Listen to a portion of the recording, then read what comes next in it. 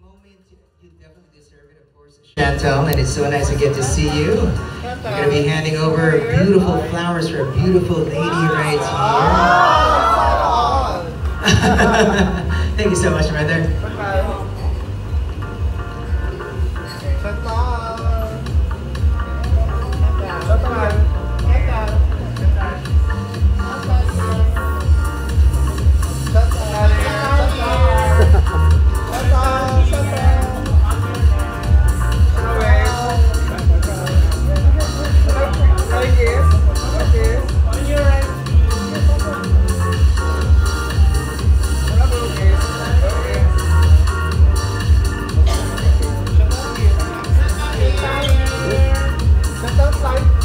Flying kiss.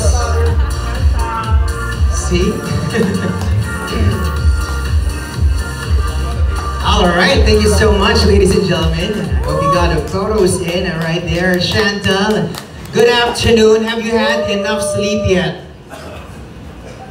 No, but it's fine. We're here. We have energy. I look good. I'm happy. I'm excited. So here we are. Thank you all for coming. It's such an honor. I'm so honored to not only be back here, but to also share this very special day with Shanice. Oh my goodness, I'm so excited. Somebody's thrilled, and so am I. Very excited.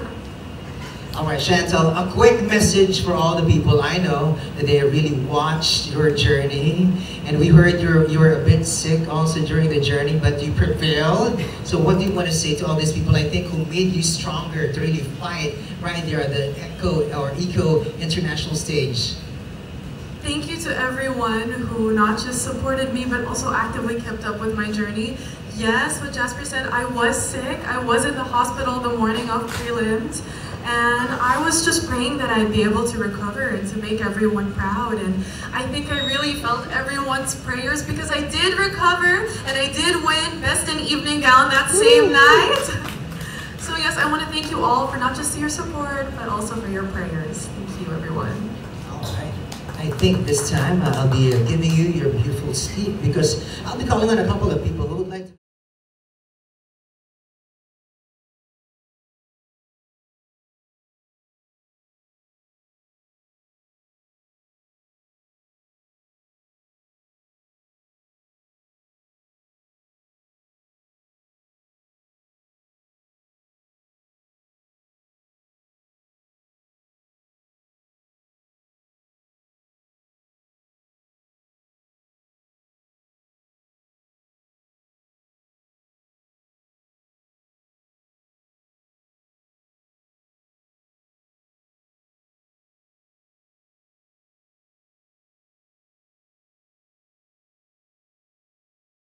we got the photos in right there. Chantal, good afternoon. Have you had enough sleep yet? No, but it's fine. We're here. We have energy. I look good. I'm happy. I'm excited. So here we are. Thank you all for coming. It's such an honor.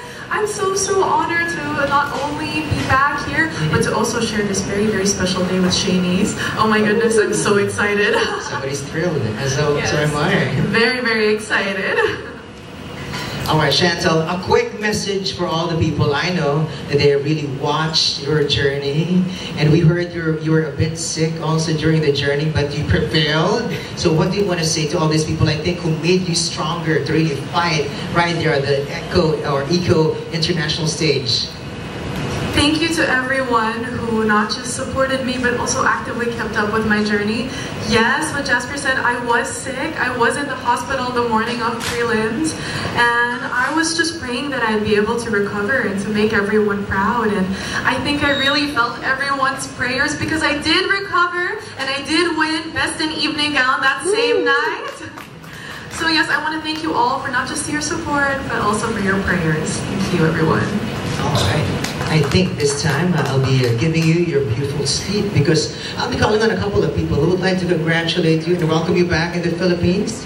First off, let me call a couple of our brothers right here, starting with our Mr. Global, or Mr. Dom Corelli. How about a big hand for Dom, ladies and gentlemen? Dom, what do you want to say your sister over here. Oh, Chantal, congratulations to my pageant sister. But not only my pageant sister, it's also my fairy skin sister. So I was so proud when I saw that you won first runner-up, and it was very, I was so speechless that, you know, seeing you compete, even though all the sickness that you got, you still really pushed through and made us all proud. So congratulations again. Thank you. Thank you so much. Nice endorser also. Thank you so much for the branding. All right, let's have a quick photo if you want. You can have a photo. You can sit beside her just a little bit for a photo. All right, this is a very warm kind of setting for all of us to enjoy. Of course, with our Miss International first runner-up.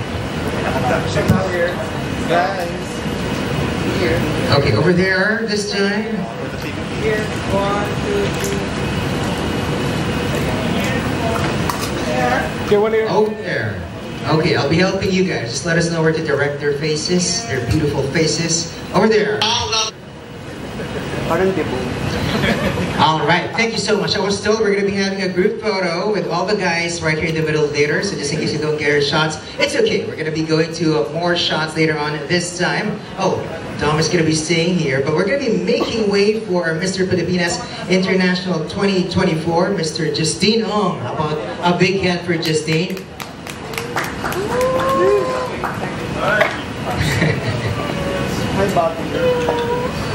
First of all, welcome home, Chantal, and congratulations, and thank you guys for coming. To our media friends, thank you for coming. I would like to share this with you guys because ever since Mr. Pilipinas Worldwide, Chantal has been very consistently supporting me in my journeys, Mr. Pilipinas Worldwide. She told me that when they were backstage, they were shouting for us, for our names. And when she was in Egypt, and we were in Sultan Kudarat, I was doing the same thing. I was shouting, "Go Shanti, you can do it." So parang immediately, dun ko na-realize na supporting your brother or your sister isn't just about shouting. It's about praying as well for her to do good, and I did that. And now you're here as first runner-up Miss Ego International, so we are so proud of you, and congratulations and welcome home. Justine, thank you so much. And truly, our spirit of bayanihan, of being a family and being a community as one, helping out and supporting each other is right there, really paving the way, making sure that we all win together. Thank you so much, Justine. Of course, next we have our Mr. Pilipinas Man of the Year 2024, Mr. Anthony Cunningham. Anthony?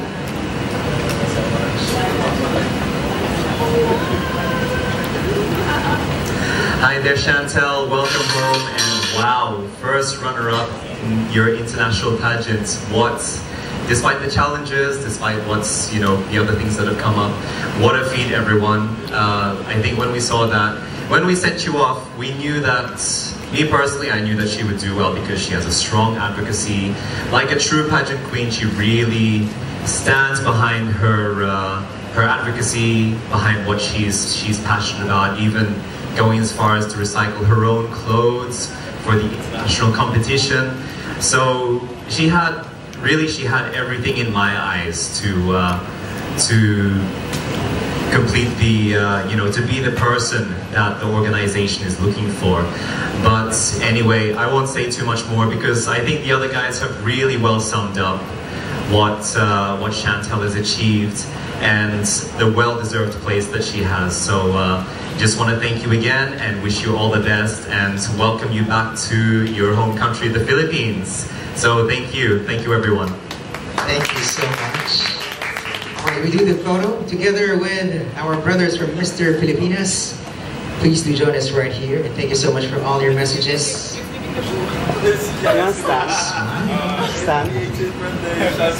Happy birthday! Happy birthday! Our debutante, really, the lady in red. 1, 2, 3. Here, side. Over there. Here. Here, the back. Sir, pwede pa atras na. Here. There. Perfect. Perfect. All right, I think it's time to move forward. How about a big hand once again for our guys from Mr. Pilipinas? Maraming salamat. Group hug. You want to do the dance? Maybe later. We're going to be eating and drinking. We're going to be doing the dance later on. But yet again, a round of applause for Mr. Pilipinas, guys. Thank you so much, guys, for all the love and support. Because this time, I'm going to be pulling on stage a good friend as well for his message also to represent the organization that made this possible for Chantal also to go all the way in this journey. I'm talking about a message coming from Miss Universe Philippines, of course, Executive Vice President of Big Hand, Mr. Voltaire Tayag. I thought you were going to stop at Miss Universe Philippines. Oh yeah, I should have. Lesson learned. Isn't it so surreal? Just a few days ago, really, I felt like that. We were sending you off, and what's so beautiful was I saw your dream unfold. All your plans. You are a trendsetter in Miss Ego International, and I truly appreciated the fact that she had a vision, and every time that she came out, those weren't just like random outfits. Those were well thought out, and that came from her passion and from her heart. And it's because of that that made her truly like a shining example of what beauty queens should aspire to be. You don't just go there, wake up, and just let a team tell you what to wear, tell you what to do. What she demonstrated is truly an empowered woman who knew what she wanted. And that was in full showcase mode in Miss Ego International, from the beginning to the end. And of course, it's also a testament of how she worked so well and collaborated with the creative teams, the designers. And I'm sure they were so happy for her, but they were also happy with her as they collaborated. And your fashion dreams had come true, and maybe that is a precursor to what's going to happen in the future of your bigger dreams that are going to come true. And you've set such a high standard for the rest of the Miss Philippines sisters. Guys, Pesos, tapos na yung problema mo sa... And maybe that's why they show up. No, I'm just kidding. It's not the pressure. No, but allow her position and her accomplishment to be an inspiration. And you are an inspiration. Thank you so much on the behalf of the organization. We are very proud of you, and thank you so much. Thank you so much. How about a photo, of course, Voltaire, together with Chantal. And of course, we have also... Guys, no crying today. No crying. No crying. Speaking of no crying, Nicole just got it. Thank you so much for that message. But truly, it has really her taking part in this competition. How she was really mentally, physically, emotionally prepared for the competition. Again, lahat ng mga nilabas niya, sobrang mga pasabog, of course, in the competition. And you've seen that, you felt that how she has worn the Philippine sash proudly on that stage, diba? So congratulations, Chantal, and once again we thank you for your support, everybody. Of course, ladies and gentlemen, of course we'd like to acknowledge the presence of the President of Miss Universe Philippines and Empire PH. We have Jonas Antonio Gapod with us. Hello! Fresh na French. Message? Thank you so much, Chantal. All right, I think we're going to be having you have your seat right now and open the floor this time for a couple of questions coming from our friends from the media. Who is going to be going first, breaking the silence for this afternoon? Let us all make way towards our microphone one by one for the questions that you have for Chantal. I think it's waiting for you. Well, we could hand it over. You could raise your hand. I think we have one over there. Hello, good afternoon. What is your name? Sorry, sir? Von Aquino from Von. GMA Integrated News. Hi, Von. Hi, Chantal. Congratulations and welcome home. Thank you. Ayan. So, nung umabot ka sa top 5 hanggang sa top 2, ano yung naiisip mo nung time na yon? Natansya mo na ba how you will place? Ano yung unang pumasok sa isip mo nung ma-announce ka na first runner-up? Thank you. Thanks, Juan, for that question. Do you mind repeating that question, actually? I'm so sorry. So I think just to, if I summarize it correctly, from top 5 to top 2, what is running in your mind during that time? What's in your mind? Okay, so I had a lot going on in my mind that night, and one was what Sir V always said, is the girls who win are the girls who have fun, and I had fun that night. Second, what was going on in my head was what my dear Tito Jerry always tells me. He always says, never to expect, but to hope. And every single time I was last to be called, which was like twice or thrice, I was sweating and shaking, but I would tell myself, okay, if my journey ends here, I'm happy. I am happy, I'm happy, I'm happy. I don't need to win, I'm happy. I'm happy, and my eyes would be twitching. But then, again, every single time they would call me at last, and I would say, oh my goodness, this is God's sign. That while I shouldn't expect, I am so right to hope. And I am so right to hope that my journey doesn't end here. And truthfully, my journey did not end at top 21, it did not end at top 10, it did not end at top 5. I expected to be, every single time they called fourth runner-up, third runner-up, second runner-up, I was thinking, okay, this might be the time they call Philippines, okay. And then they did it, and they did it again, and then they didn't call me again, and all of a sudden, I was holding hands with Miss Ukraine. And it's like it did not sink in. I couldn't believe that I was holding hands. In the top 2, it was just me and one more girl left. And it was just such a mind-blowing feeling to be standing there, not just as Miss Philippines, but in the top 2. That was such a mind-blowing thought to me. Thank you. Awesome. Thank you for that question. Of course, it's lovely to get to hear that you've been Miss Brightside during the whole competition. Always having the hopes up, but never expecting. What a nice one. Hey, Ando, go ahead. Yeah. Hi, Chantal. Congratulations again. So taking off from, in relation to what the lady reporter from GMA7 asked you, I'm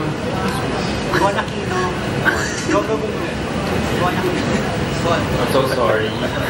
Yes, because you mentioned Sir Jerry earlier, and you met him after coming back home. I think that was yesterday, and he mentioned something like you already kind of had a feeling that you were a favorite because of how you guys were on first name basis with the organizing members, or even how you performed during the preliminary interview. How were you able to charm the judges during that crucial moment? Wow, Adam really did his research going into this. So, yes, it's definitely true that in pageants, like in any business, you can feel that sometimes you're the right choice, sometimes you feel that people don't believe you to be the right choice. And going into the competition, I felt, okay, I'm just another country to them. And then a week later, when our preliminary interviews happened and I got to speak to the judges, suddenly they started calling me by my name. They started calling me Chantal, no longer Philippines. And I only realized that the night before finals. I was like, oh, yeah, they would call me Chantal, not just Miss Philippines. And I think what charmed them rather was in prelims, I really got to speak about myself, about my heart, about my advocacy. The first question they asked me was, tell us about your advocacy, tell us why you're here. And I told them about the livelihood program that I work with and how I was inspired by my grandfather who worked not just with the poor, but for the poor. And I told them that there's no such thing as sustainability if we cannot blend that with accessibility. And that's quite literally what I said. I told them that when you drive by the slums in my country, how could you possibly ask these people to invest in green energy, to invest in metal straws, to invest in recycling, when they can't even invest in a roof above their heads? And so my cause was always to bring the poor and the impoverished to the light, and to find solutions for them too, to include them in our future too. And I think that's what really charmed them. That I wasn't just, you know, for the beautiful and the glittery and the glamorous, but also for the poor. And I think that's what really spoke to their hearts. Thank you. Love the answer. You make an impact because you carry your story. They felt it. They were part of the narrative. Thank you so much also for the question. Adam, right, hello. Good afternoon. Congratulations again. First of all, I'd like to congratulate you for batting the best in evening gown and national Thank you so costume. much. My question is, would it be okay if you could give us one word that can describe your pageant journey in this competition? I would say determined, because as many of you know, I faced more obstacles than a usual pageant queen would. I got stranded in Dubai for like 20 hours. There was literally a flight going home to Manila, and I was thinking if I would hop on this flight, would anyone really notice? And me, Miss Japan, Miss Taiwan, Miss Australia, and Miss Malaysia, we were stranded by our gate, sleeping on the floor. It got to a point, we took off our departure looks, we took off our makeup, because we just needed to sleep. We were sleeping on the floor, trying to find food, because the Dubai airport also ran out of food. We made friends that helped us find the new gates. They gave us new gate assignments, they gave us new flight assignments. We were waiting for the crew, we were waiting for the storm, we were waiting for our luggage. It was such a nightmare getting there, but I can literally say that I fought to be at Miss Eco. So, not just that, but I also got sick. I was in the hospital, and thankfully, Miss Eco International took very quick action in bringing me to the nearest hospital, which happened to be a provincial hospital in the desert with no electricity. So I was literally vomiting in the dark with my flashlight. There was barely any signal. I was trying to call my mom. She's over there, by the way. Shout out to my mom. And yeah, with all that being said, I would say, to sum up my answer to your question, I would say I was just determined. I was determined that in that hospital, in the darkness of that hospital, with blood on my hands and an IV in my arm, I told myself that I did not come this far to only come this far. So yes, I would say my journey could be described with the word determined. Congratulations again, Chantal. Yes, determination it is. What a journey. Hi, good afternoon. Hello, Chantal. Congratulations. Thank you By the so way, much. I'm calling for OPMP worldwide. Hi.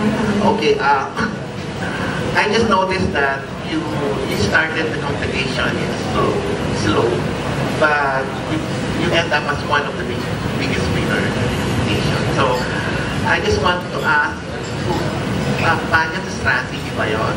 Para you know when to pick, parang ganyan. Or hindi naman. Right, next question. So, a lot of people kind of coined that phrase of me, know when to pee. I think that was not really in my mind though. I was not thinking about, when do I peak, when do I do this, when do I give this outfit, when do I wear this, when do I wear that. It was not that strategic, if I'm honest with you. Frankly speaking, I knew I came into the competition with a slight disadvantage, being that I was late with some other girls too, and also that the Philippines had produced so many winners for Miss Eco International already. I felt as though I was at a slight disadvantage. But with that being said, my goal, my strategy rather, was not thinking about when to peak, but just consistently peaking. That was my thought process. I told myself every single day, today would be the best I could possibly be. I would do the best that I could possibly do, and that would start by, for example, my roommates would be asleep by 10 p.m. and I would be there curling my extensions, straightening my extensions, laying out my outfit, planning the content that I was going to shoot, all of these things. And if you look at my Instagram, it wasn't on one hand it wasn't careless, but on the other hand, I wasn't strategizing in the sense, when can I put out this, when can I put out that. Every single day I was just pumping out something new, something that I could be proud of, and that was my strategy, to be proud of myself every single day. Nice, Thank you very much. Congratulations. It's just a celebration every moment. And you can have multiple peaks anyways. Why not? Create mountains Just for yourself. one peak. One long mountain. Two. Alright, hi, here's Dan. Chantal, congratulations. You look beautiful. So do you. Super slim and well, like perfect for this heat. But gosh, talk about challenges that, I mean, I think you're probably the queen that has gone through so much opposition. I know that you said you were determined, but on a practical sense, can you share with us a little bit of some of the things that you did? Like, who did you talk to be able to keep your positivity, your spirit up? So my main confidant in the competition was Tito Jerry from Aces and Queens, and every single day he would message me something new, and he would say, for example, he would say, don't forget to write in your gratitude journal what you're grateful for, what you're proud of, and that really kept me sane in the competition, because when you have so many people not just commenting on your post but also messaging you privately with all the things that you did wrong, having someone in your corner telling you that there's at least 3 things every single day that you did well, that you deserve to feel proud of, that is what kept me going, and that is what kept me sane. Not just Tito Jerry, but also my lovely friends in the competition. I made really good friends with Miss Japan, Miss Taiwan especially. In fact, Miss Japan invited me to her wedding, which she might hold in the Philippines. Isn't that so cute? And I also made really good friends with my roommate, Miss Belgium, and I shared some videos of her literally sewing me into dresses, her repairing my dresses. A zipper broke in one of my dresses, and instead of just leaving me and going to dinner buffet early, she stood there with me in the bathroom, because she's a designer too, by the way, so yeah, she's really talented. She was there sewing up my dress. She would be there like hemming my pants properly. She was my support system. Even when I was crying, she would be rushing to me. And if Luna hears this, I want to say thank you so much to Luna, not just Luna, but to her entire family back home in Belgium who cheered for me and who supported me. I think these are the women that really put the sister and sisterhood, especially in pageants. There were some girls that I did not get so close to, but the girls that I did get close to, I consider to be friends for life. Yeah, those are beautiful stories, really beautiful. So as a quick follow-up, you know, like Jonas and Voltaire and everyone in Empire always talks about that, you know, only one person can wear the crown, but it's about personal development, the journey, and how much of a better woman you become through the journey, right? And that how you can become a winner even if you don't. And so, how would you say you have grown or you have developed in this Miss Universe, in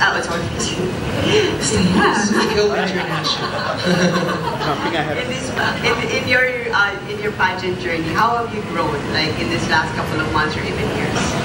That's a wonderful question, Ms. Dan. Thank you for pointing that out.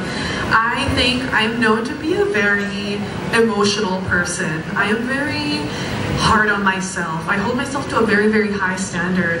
And after every single, well, I only joined like 3 pageants, but after every single one of those pageants, usually I would end up in tears, whether that's happy tears, mainly sad tears, but yeah, I just want to be honest. I used to be the person that if something did not go my way, I would sob violently about it. And surprisingly, I was the one girl in that room that was not crying.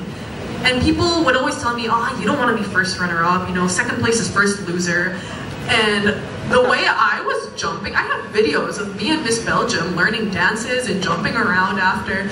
You would think that I won the whole pageant because of how happy I was. And you know, you had some girls backstage that were sobbing on the floor, hiccuping because of how devastated they were. And then again, you had me like twirling around, literally rolling on the floor because of how happy happy I was.